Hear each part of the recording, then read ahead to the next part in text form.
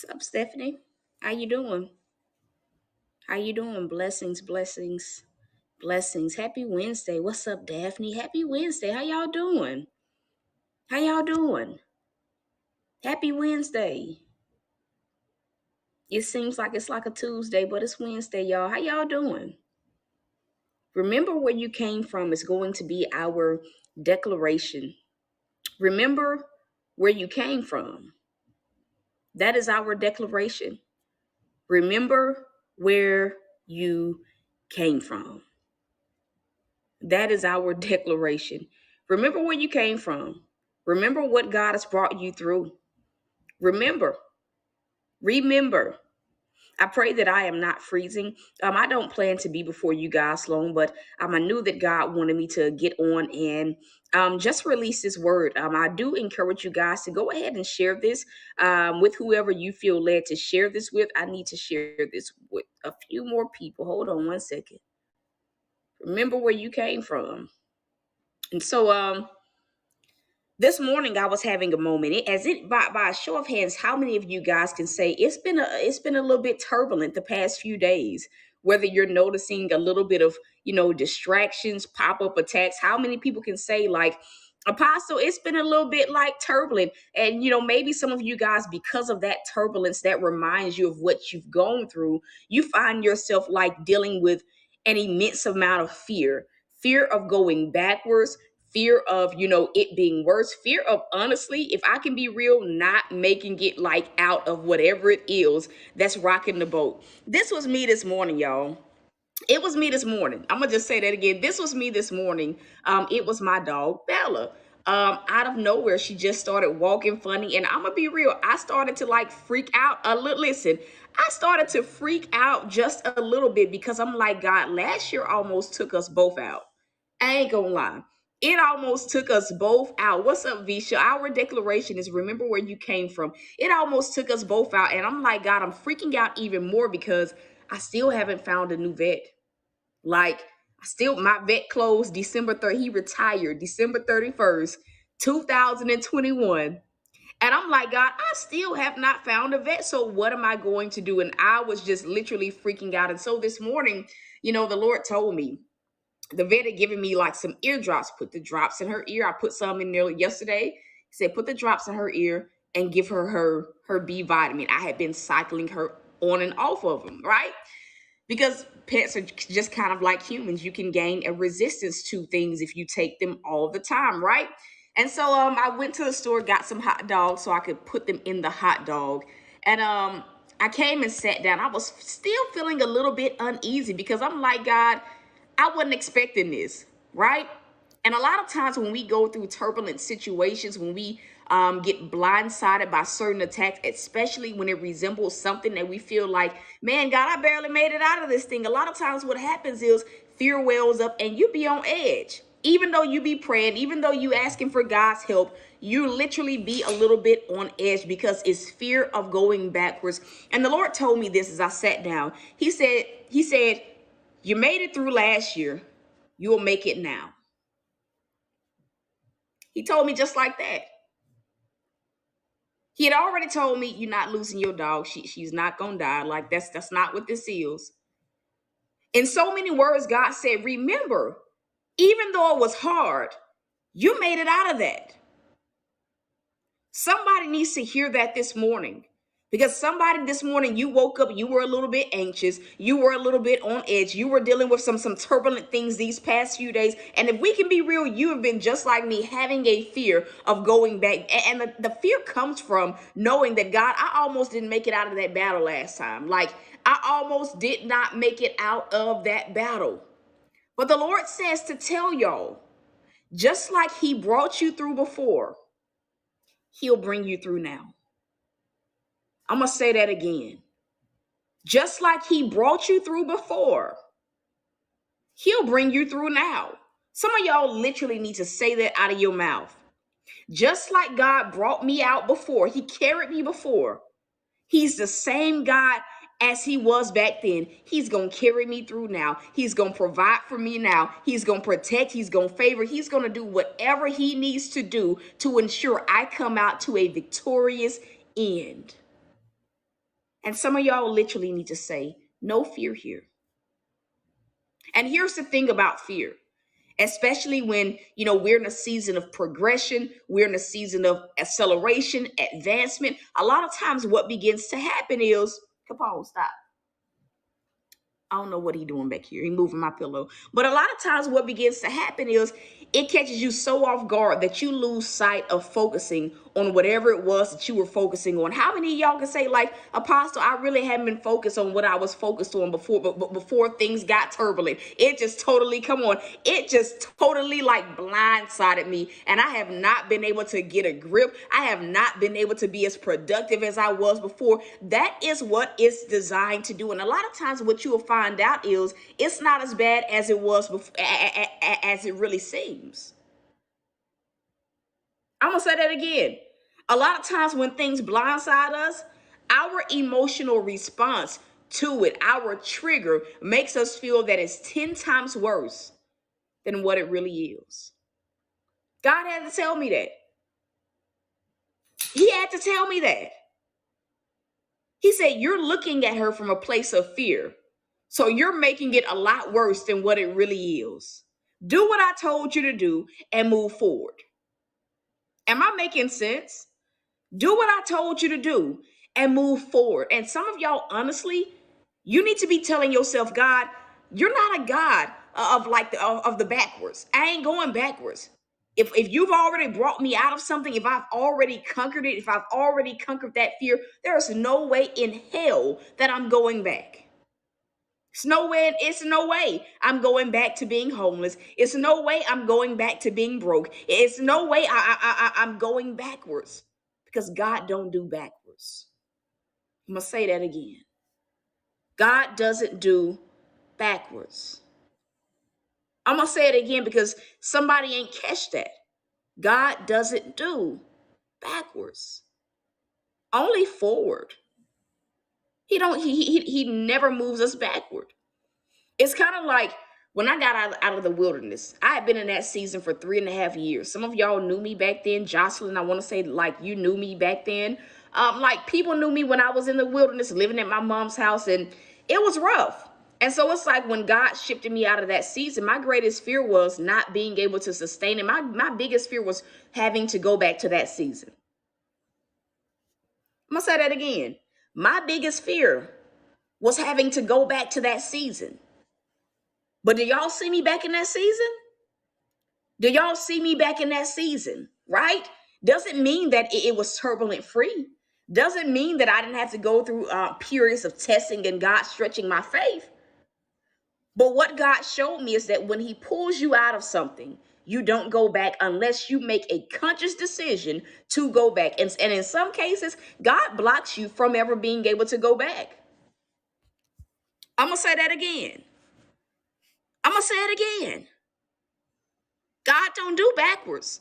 So if he's pulled you out of a season, pulled you out of a circumstance, pulled you out of something that was really hard for you to endure, you can place all your money or put all your eggs in his basket that you're not going back. And some of y'all need to type that in on the screen, because that's been your fear. Fear of going backwards, fear of losing something. It's been a cycle of the same old fear. It was for me with my dog. And in so many words, God had to tell me, what he was telling me was, get a grip. Get a grip. I'm telling some of y'all right now, what in so many words he told me, get a grip. Get a grip of that fear. Get a grip of it. Remember what God has brought you through. Remember what he did. Remember what he's done even now in this season. Remember that he didn't fail you last season. He didn't fail you last year, the year before. Doesn't mean that you didn't go through some hard things, but he didn't fail. You came out victoriously. I'm going to say that again. You came out with the victory. Financially, you may not be where you want to be right now, but at least you're not where you once were. You conquered that. I'm going to say that again. You conquered that. You conquered that. You're not going back to the old place, Daphne. Oh, You're not going back. That's the fear that you've been having. Fear of losing everything that God has blessed you with in this season. Whereas some things have to go, the Lord says you need to get that thought out of your head that you're going to have to move back in to the place that you moved out from. You need to get that out of your head. You're not going back there. It's only forward movement from now. Whatever fears you have, Stephanie Palmer, revolving around your dog, revolving around money, you need to tell yourself, I'm not going back. I ain't going back. God ain't, listen, he don't do backwards. I'm not going back. I'm not going back. And that's the broadcast. Get a grip on whatever fear it was. Get a grip on that anxiety. Get a grip on that depression. And remind your circumstance of who's fighting for you. Notice I said who's fighting for you, which means you don't have to fight that battle. You don't have to fight that battle. He's fighting for you. Who is he? God. Remind that fear of who your God is. Remind that attack of who your God is. And you choose to speak life. And the thing about it is, while you wait to see God, bring about the manifestation of a victory, you speak life. He'll give you a strategy. The same way that God gave me a strategy, God will give you strategy. He'll tell you what you need to be doing while you wait. And that's the broadcast. Get a grip. Somebody tell your neighbor, get a grip. Get a grip. And Jocelyn, you are not going to be late on your rent. I don't know why you keep thinking that. And you've been trying to hold on to your faith. But the Lord says to tell you, you're not going to be late. You're not going to be late. God says tell you again, you're not going to be late. You feel like you are. You feel like you set back. But when it's all said and done, it's going to be, whew, I didn't even factor that in, God. It's going to be right on time. And he says to specifically say, you're not going to be late. Now, there may be some other bills that have to wait a little bit, but you're not going to be late on rent. He says, tell you again. It may be some other stuff that you have to kind of wait on. Get a payment plan if you got to, but you're not going to be late on rent. Get a grip. Get a grip. Get a grip. Listen, there are some of y'all that you need to sow. The seed title was get a grip. That's your seed saying, God, I'm getting a grip of being tormented. I'm getting a grip on me freaking out. I'm getting a grip on this fear. I'm getting a grip on this anxiety. I'm getting a grip on these thoughts that's been flooding my mind. I'm getting a grip and I'm standing firm on your word. And while I'm getting a grip, God, I receive your strategy. I receive you telling me what I need to be doing, how I need to move. Because at the end of the day, that is all that you can do. That's all that you can do is do what God said do. I'm going to say it again. That's all you can do is do what God says do. And at the end of the day, whatever it is you need, the Lord says each day, he'll give you what you need when it's time. So guess what? If you say, Apostle, I feel like I don't have everything that I need, you'll have it right on time. Same thing with my dog. I'm like, God, you're not going to let her get to a point where she was before. She's not nowhere near that point. I just see little signs here and there. I said, Lord, she's not going all the way backwards. But by the time, I get a vet, she's still going to be fine. I'll have the comfort of saying, let me just take her to the vet. Get a grip. Get a grip. To those of you guys that need to send prayer requests in, you guys can send prayer requests in. You can send testimonies in to prayer.thoughtsbyt@gmail.com. Daphne, you need to sow. Yeah. With him in your right hand, you will not be shaken. And that's what you need to label your seed. I will not be shaken. I'm not going to be shaken. I see what it looked like. I know how I feel. Get out of your emotions too. Get out of your emotions. God says, tell you that again. Get out of your emotions. But your specific seed will be, I won't be shaken. Yeah, I see it happening all around me, but I won't be shaken. I won't be shaken. Some of y'all else on here, you may feel led to label it that same thing. But God told me, get a grip. I love y'all, man. Is there anyone that needs to be sown for before I get out off of here? Is there anyone that needs to be sown for before I get off of here? Do I have anyone that can sow for Stephanie? You sow whatever God puts in your heart to sow for her. I don't hear a number. You say whether it's $1, you need to be sown for, Jocelyn. Do you need to be sown for that? Is that why you saying me? Is that why you're saying me?